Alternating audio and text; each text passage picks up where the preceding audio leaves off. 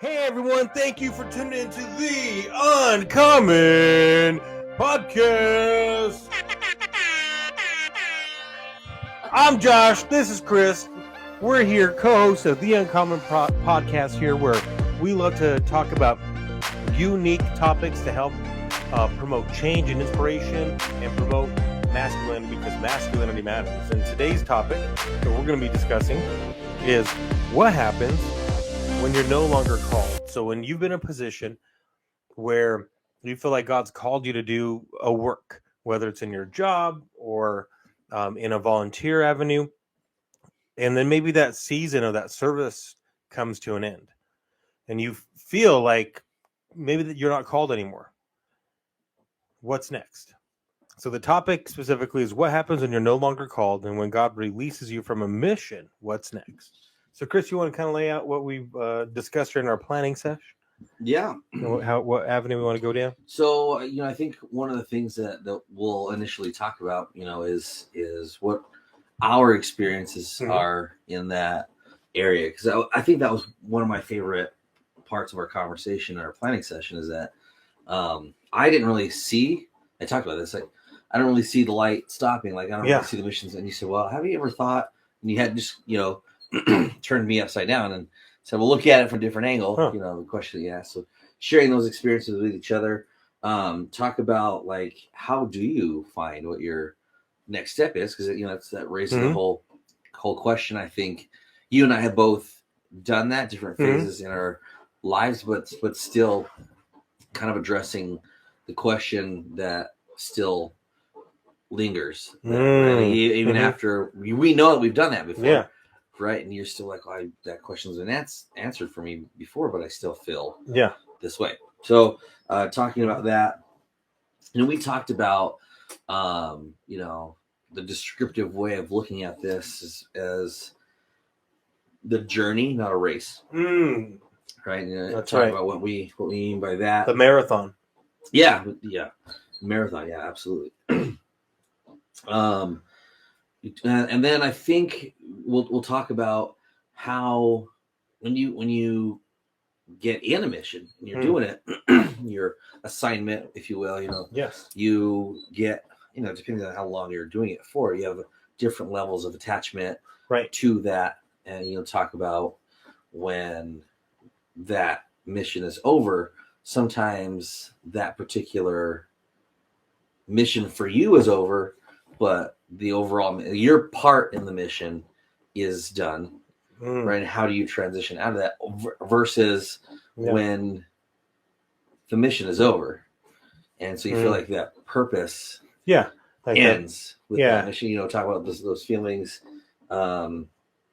actually feel like, and, kind of bring everything full circle. So when you brought this topic to me, that was like the first question that you asked me. Is you said, well, what is your experience with this question? And I couldn't wrap my head around it at first, which was eye-opening for me, because I try right now to put myself in a place where I'm open-minded and a broader thinker. So when I was like, I felt like you said to me in so many ways, it's like very one path for you to look at this.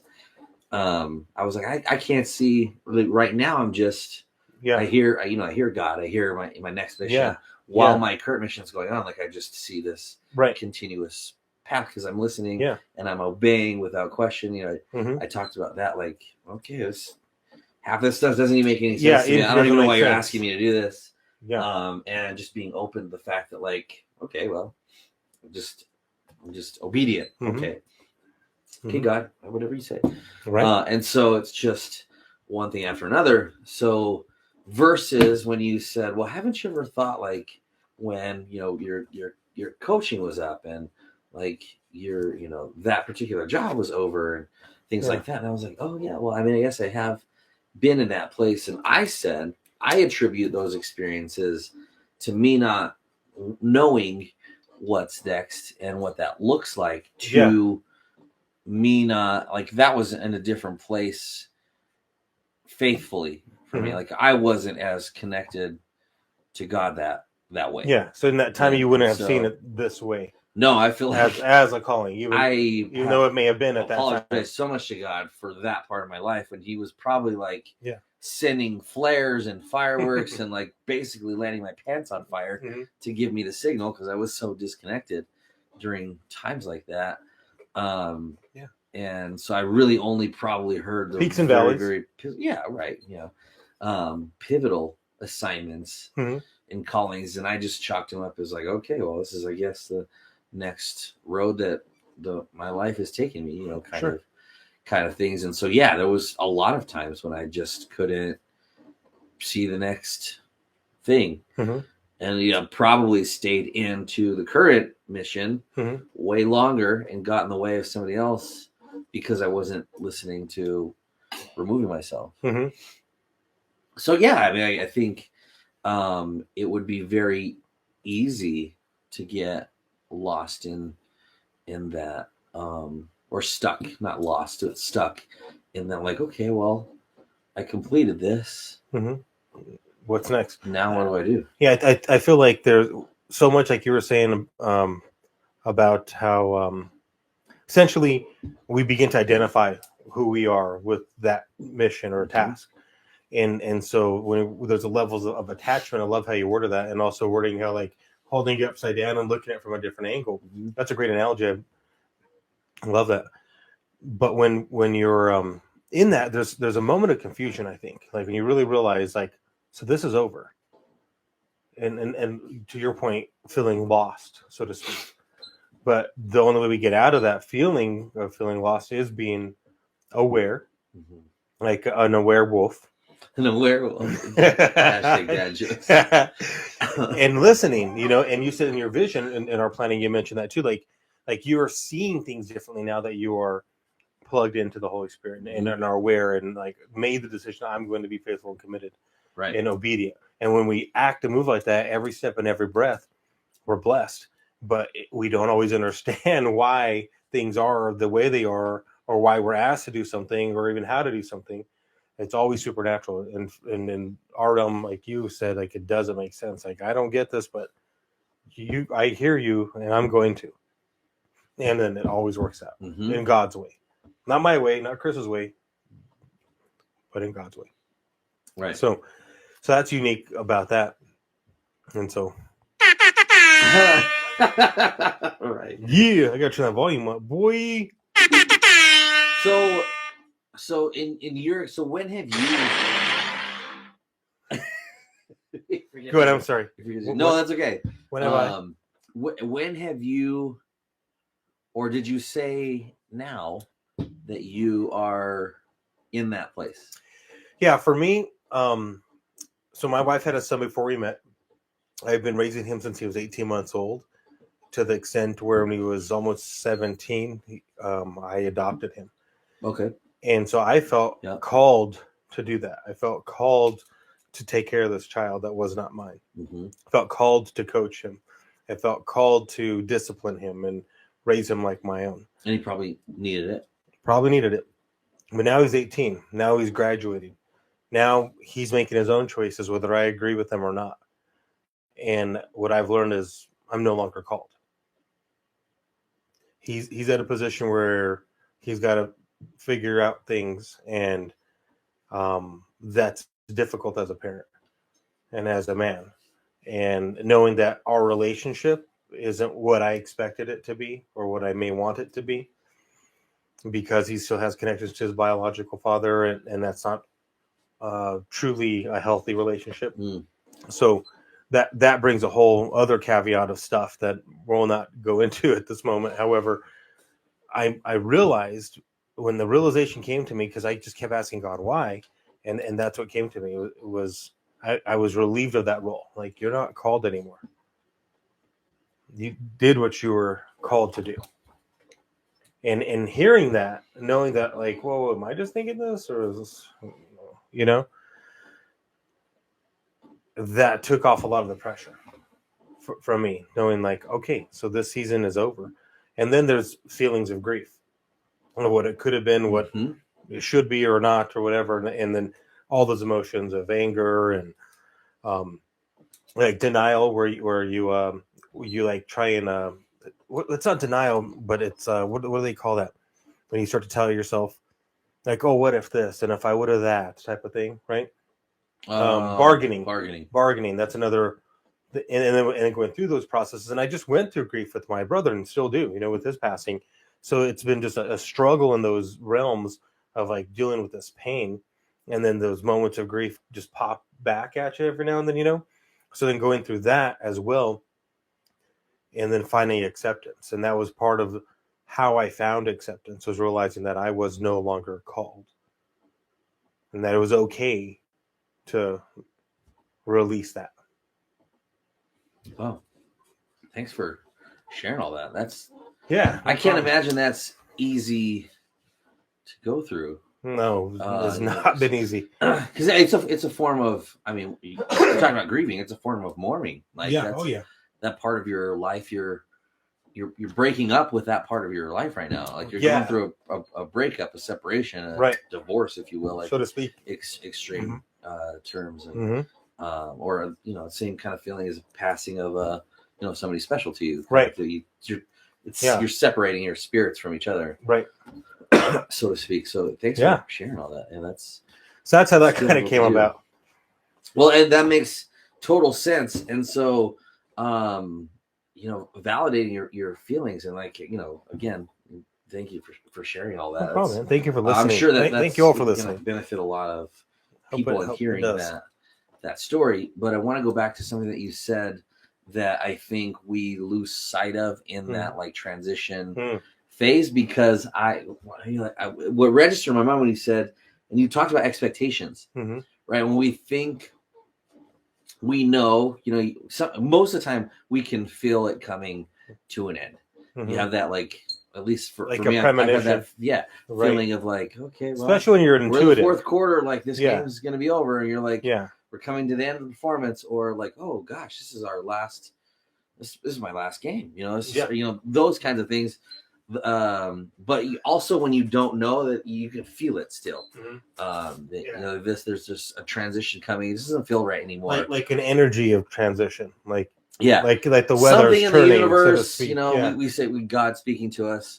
Something in the universe, as other people would say, is pulling me in another direction, and as I'm losing my passion for this. However it is that you want to frame it, and then I think we go into expectations. Well, this is how it's going to end, or we set this like whole premonition of how this is going to end and what we're going to do next without even understanding what the next actually is. And I think that's where we get stuck. And we get caught into disappointments. And because one of the things that I've learned, fairly recently, is that that's what expectations do. When we have expectations, 9 times out of 10 we're disappointed, because our expectations are they're almost a mirror of ourselves. Like, we expect a lot because we give a lot, or that's our impression. Whether we do it or not, that's kind of your personal battle. But that's when we expect. I expected my whoever to react this way, and I didn't get the reaction, and so you feel that level of disappointment, right? Or like, I expected to share this with you, and you didn't laugh. You know what I mean? Like, that was kind of you're not listening. And so when we have expectations of what our next mission is, or why we have expectations of God is beyond me, right? And so then we always come to find that it doesn't come in the time, it doesn't come in the form, and it doesn't come in the path that we ever really expect. No. And it's the skating on the definition of insanity, because we're doing the same thing every time that we're coming to the end, or we feel our mission ending, or God's pulling us in another direction, and we jump into expectations of Him. Why? It's insane. 'Tis. And then we're disappointed. And who are we disappointed ultimately? We're disappointed with God, which again is like, why? Why?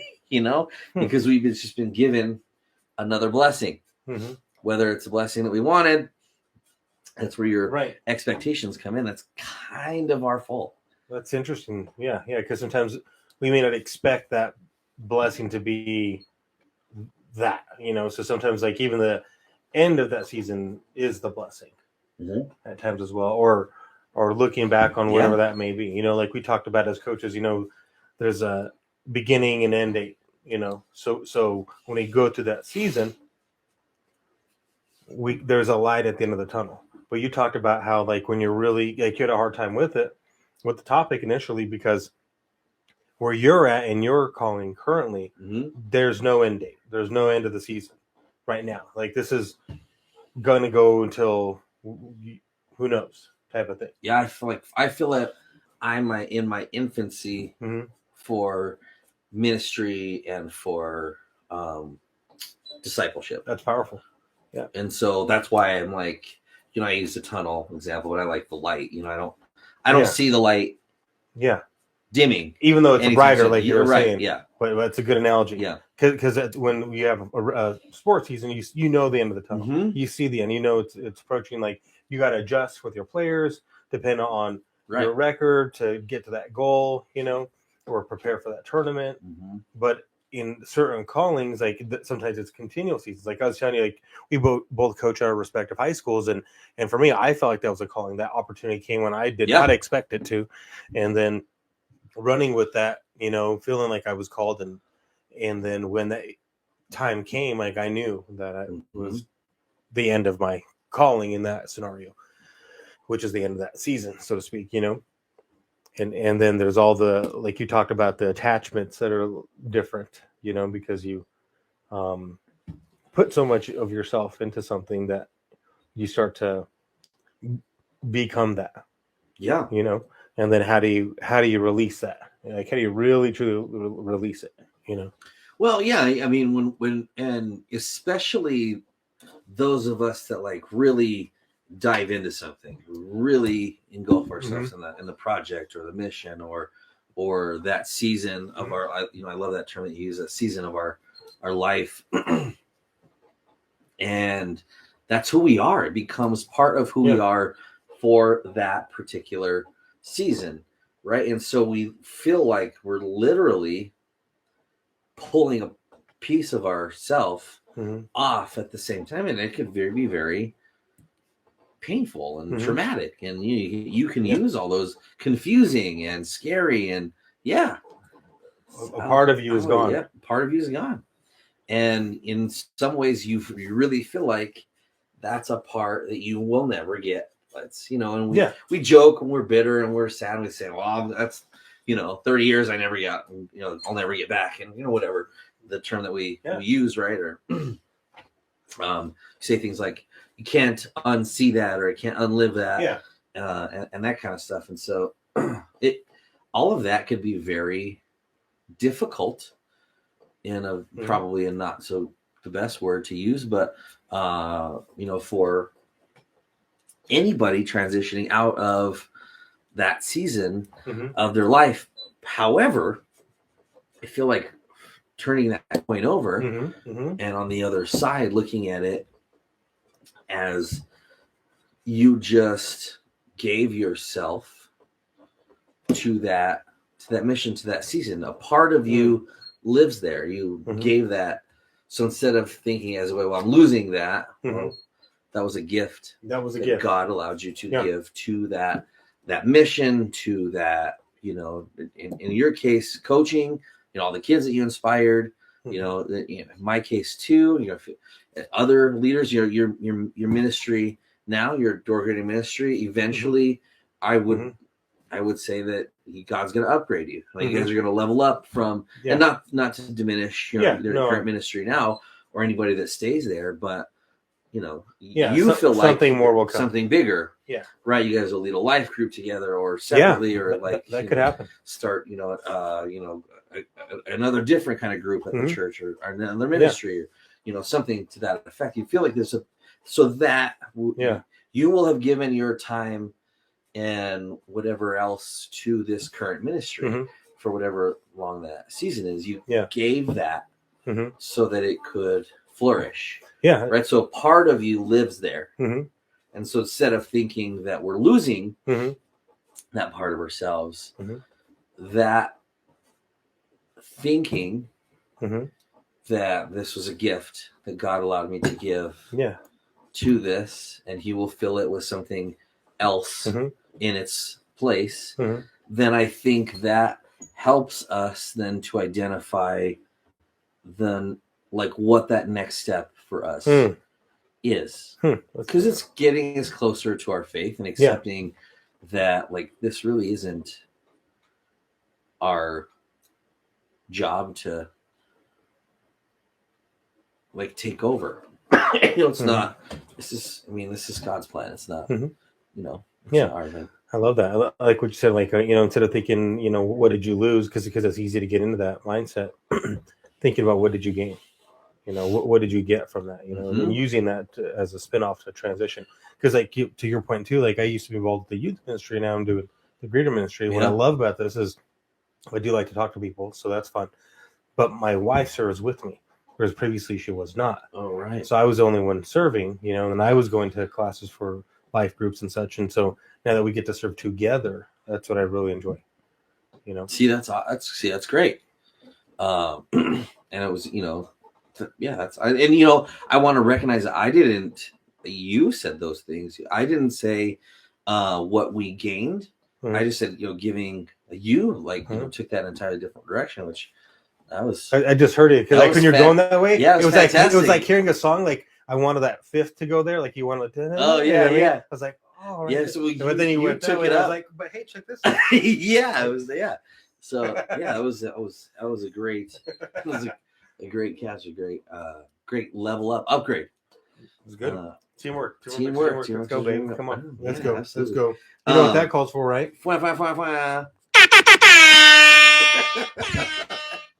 Yeah, and I think so. When you open those doors in your faith, I think you hear better, and then you can accept better, right? Which helps you get to not just because so that's another thing in going to that journey versus, or excuse me, race and marathon and journey, the whole analogies that we we talked about. What an adventure! Is sometimes we get stuck in the race, right? When the race is over, we're like, okay, well, still running the track. What do we train for now? Like what's my next? Finish that race. Maybe I didn't win, maybe I did, but it's over now. Now what do I train for? Yeah. And instead of looking, what's next? Recognizing that there's already something in place next. Maybe that is supposed to be that race is a section in the marathon. Right? It's part of the whole journey. Maybe it's a decathlon. Yeah, maybe. Yeah. What? Bro. Multi-training. Like really remembering that like we're really on a journey, an adventure. We're not meant to be sprinters. We weren't built slow and steady wins the race. Slow and steady wins the race. Just like the tortoise. Absolutely. And so when we're a little bit more open to those, and in my church, our pastor right now is doing a series on happiness. That's interesting. And he addressed it as an issue of happiness. And he was like, I don't want to offend anybody by saying that it's an issue, but this is, it's an issue. And it's funny because since he started talking about this, I try not to lose my life to TikTok very often. Yeah. But my TikTok is very healthy. Like it's inspirational and there's some really funny stuff on there, but for those, it's very motivating and inspiring. It's just my feed. And so, he started talking about this issue of happiness, and I'm super paraphrasing, but talked about how much effort it takes, and it's a choice for us to be happy versus like we're built. And he didn't go down this road. This is me talking.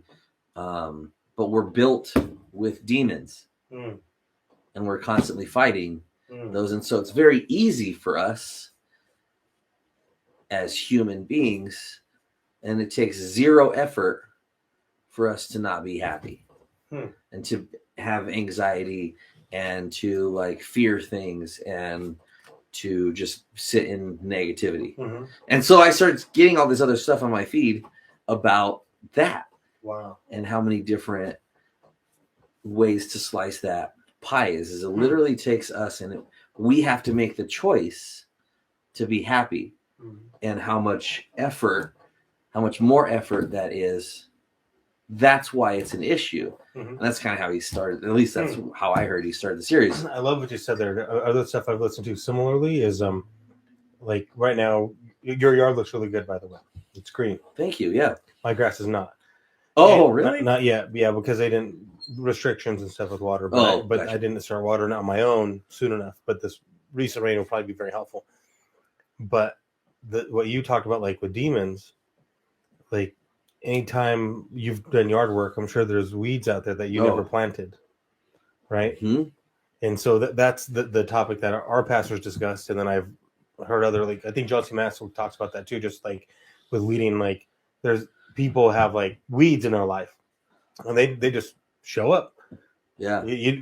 But you've got to address it, right? You don't just let it keep growing. You've got to get rid of it. And you never planted that there, but there it is, you know? Yeah. So it takes that effort to make sure that that's removed. So you can keep that peace, you know, so you can keep your grass green, so you can keep your yard, your yard nice, take care of your side of the street. Yeah, right. Make sure your side of the street is clean. Yeah, absolutely. And so then, you know, the series goes on to talk about the actual key biblically, the actual key to happiness is, and that's where this is coming in, is gratitude. So you're thankful, you're grateful and thankful, right? Your mind can only do one or the other. You either are thankful or you're unthankful. If you're grateful and thankful so if we focus on, you know, that's, you know, full circle, getting to helping us open those doors and helping us open that vision and our hearing to what is next for us. Wow. Is exactly what you said. And that, you know, that's kind of what triggered that, is being thankful, being grateful for what you said, what we gained from that, right? That was our blessing. I don't know if it's a clip from, this is another part of, like, I'm just seeing this message constantly now.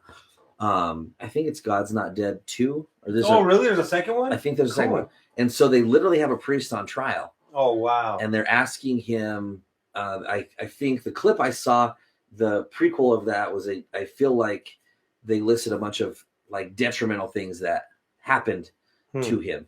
And so the attorney has him on the stand and she says, so if God is real, how could he let all that stuff happen to you? And and again, I'm paraphrasing, but this is what I heard him say. He says, well, God was just answering my prayers.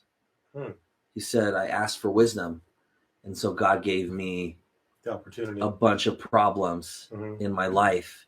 So I figured it out and I got wiser. Wow. He said, I asked for health and strength and God gave me illness and physical struggle to make my body stronger. Wow. Yeah. So he says, he said something else as well. Or I asked for humility, or asked to be humble, and God told me to give so much of myself and things to all these people that needed help. And like that was the end of the clip. And so he was literally thanking God for all of that was happening to him, right? And recognizing, recognizing that perfect example, blessings, And so when we do that, I think, because that's where I'm at. I'm like, well, I mean, I have a roof over my head. My kids are super healthy. I just had COVID and I like only had it for, 48 hours. Yeah. I've lost super close, like that in itself is a blessing. I'm here. Right. My body is strong for a Right. purpose. Yes. In the last 18 months, I haven't asked what that purpose was. And I still don't know. And I probably will never know. I had to make my peace with that. And just in thinking like that, I can't see when the marathon, the journey, the adventure, however you want to frame it, is gonna end. When that mission ends. What's the season you're placed in right now? Yeah. Wow. Yeah, thank you for sharing that. Seasons end. Yeah. And so I feel like my life has transitioned out of season into the journey. Wow. That's incredible. Yeah. That's a whole nother level. It's a whole nother. So just a comment on that real quick, and then maybe we can move to the next section. But to piggyback off what you're saying, something I've heard recently in my healing journey, like you talk about gratitude and looking at, whatever that negative scenario was and pulling the positives from it, basically is kind of what I heard from you.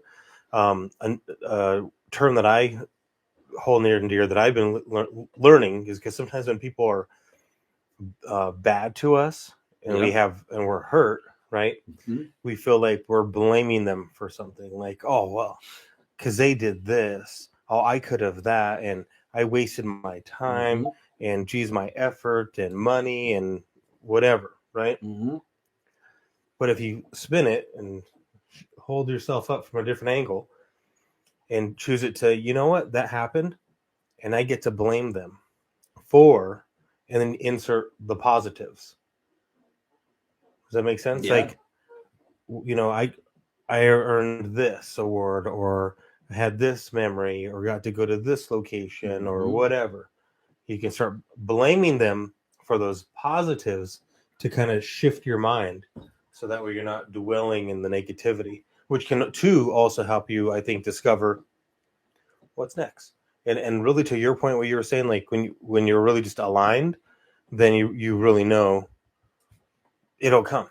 Like whatever that what's next is, it's a no-brainer, because then it's like, oh, this is it. Well, because you're making room for the blessings. Absolutely. Well, and that's your, some people call it manifesting. The secret. It's I feel like that whole concept is based on faith, right? It's they refer to something else in manifestation and positivity the and ether? Energy. Then have you heard of the ether? I have not heard of the ether. Is up there, and you just pulled. Yeah.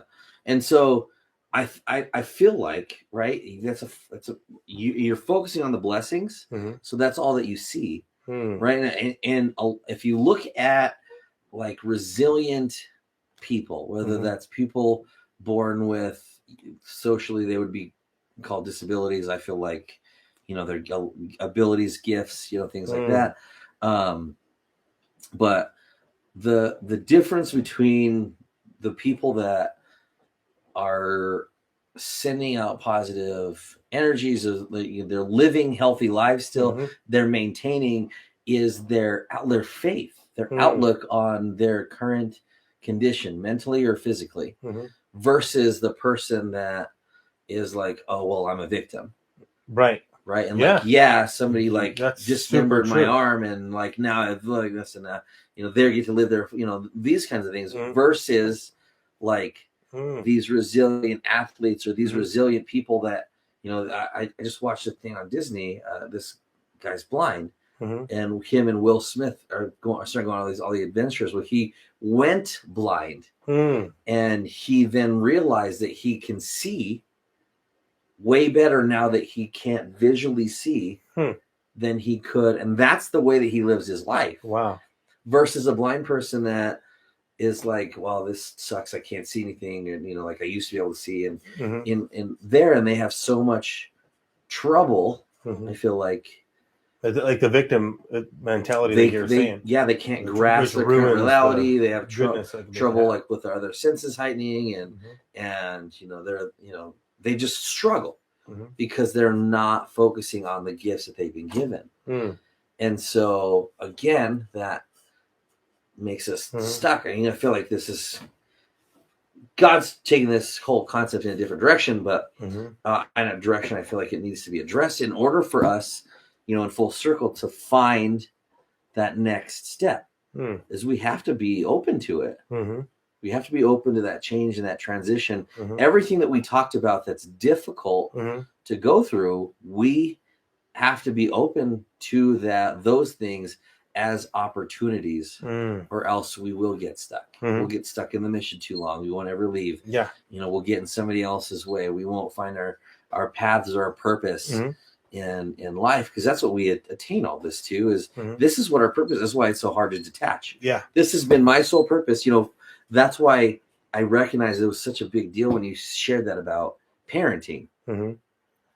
Because after that registered in your mind that you were a dad, that was it for you. Like, that is your purpose in life. Not the work, not the coaching, not the leadership, not the, that for you, that was your main mission. Right. And so when you recognize that you fathered this child that now is like your mourning, right? That relationship you're mourning, fathered this, you listened to God's word. This is what you're supposed to do. And so that was your purpose, right? That's what you gave your life to. Right. And so that's why it's difficult. That's why that feeling is so difficult. But like you pulled it out and said, well, what did I, like you just finished saying, yes, it hurts. But I also learned how to do this, and I learned that this, and I got to experience this, and it forced me to do things this way, so that I was, how, whatever, all those things that God gave you throughout that journey, regardless of the pain. And like, if you, again, looking at the priest did, I asked for this, if you really think of the things that you asked for, like God will absolutely answer every single time, right? With either a yes or a no. I mean, you talked about your dream, just talked about your dream, right? Like, where you're like, I'm asking for what do I say? How do I deal with this? How do I address this problem? And God's not telling me anything.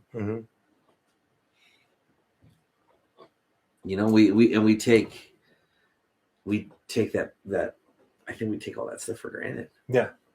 Or too much ownership. Like hearing you say that, makes me feel like, well, I'm not hearing the answer because I'm not supposed to. Because there is none. Is God saying, I've got this. Yes, exactly. You took the words right out of my mouth. I didn't mean to. No, I needed somebody to say it for me. Thank you. Yeah. That's good. What else we got, man, before we wrap this up? I think we can end on that. Awesome. I agree. On that note. I mean, that's really good. We enjoyed this conversation. I did too. It was, again, when and it's crazy when we've involved faith heavier in some of those our episodes. God just takes them in crazy directions. Yeah. Which is really cool. I mean, I feel like we address our topic well, but sometimes in my experience in this healing and this stuff that I want to challenge everybody else to be aware of is God always speaks to me through me. He has me say things that I probably would have never said to somebody else, so that I can I hear and I'm like, I understand why you had to say that. They're not my words. I'm talking to myself right now. Kind of mentality. So I love it when he takes conversations like that and direction, especially with us. And he does it so much with us, which is why I loved doing the live prep sessions. Yeah, so go check out our live prep session on Facebook if you're tuning into our podcast auditorily, or if you're on YouTube, and YouTube is where all of our episodes are. We don't have all of them stored on the podcast.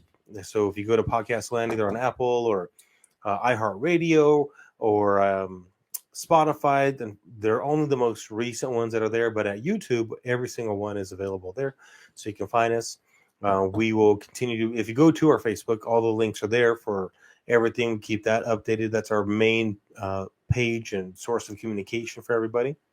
Chris, any closing remarks, sir? No, it just we want to hear from you guys. So tell us what your experiences has been, what your journey or your race is like. What your thoughts are on all the issues that we talked about. We love to hear feedback and criticism and all the all the good stuff. It only helps us grow, and we want to be able to help and inspire people too. So follow, subscribe, catch us on virtually every like and share every platform that carries again podcast.